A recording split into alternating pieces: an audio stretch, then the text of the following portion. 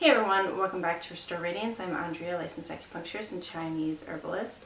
And recently I was discussing supplements with a patient, and she turned to me and remarked that she felt I had really high levels of energy and inquired as to whether or not I myself used supplements, since I was also recommending them to her. And I realized that even though I recommend supplements in many of my videos, I've never shared what I take on a regular basis. So in this video, I'm going to share the supplements that I use on a regular basis and many times recommend to many of my patients. Keep in mind that everyone is different, but in general and overall, these supplements tend to help most of the population nowadays. So the first supplement I use mainly in the fall and the winter is Green Pastures fermented cod liver oil. And the reason why I prefer cod liver oil in the cooler months is because it contains vitamin A and vitamin D. You have less exposure to sunshine in the cooler months and therefore do not synthesize as much of those vitamins, vitamin A and vitamin D, as we would in the warmer months. Now in the warmer months I switched to a fish oil from Carlson's or Nordic Naturals, and this fish oil does not contain vitamins A or vitamin D. However, there's more exposure to sunshine during the summer months, so I tend to feel like I need less of those supplements then, and that's the reason why I choose just the fish oil. Some practitioners decipher between cod liver oil and fish oil and recommend fish oil for patients who want to maintain or regulate their cholesterol levels, and recommend cod liver oil for patients who want to maintain bone health and nourishing their brain. There tends to be a slight difference between the two regarding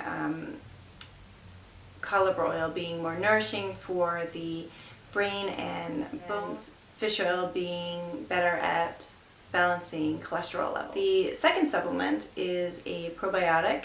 This one is by Binkos, and I don't always use this brand. However, it was I had run out and I needed a brand, and this one was available. However, if you are on a tight budget, a good probiotic is Culturelle. It tends to test really well when you test it for accuracy in what it claims to contain. And if you have a little more of a budget, then you can opt for Primal Defense found in Whole Foods. The reason for a good probiotic is because in the past we tend to ferment many of our foods, and this created a healthy bacteria in the intestinal lining to help assimilate foods and absorb nutrients from our food. Nowadays we don't take the time to ferment our foods, and a lot of the fermented foods that you find in your grocery store really don't contain the healthy bacteria that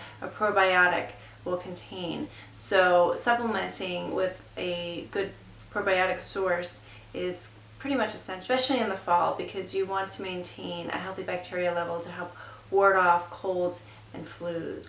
In Chinese medicine, the fall relates to the energy of the lung and large intestine.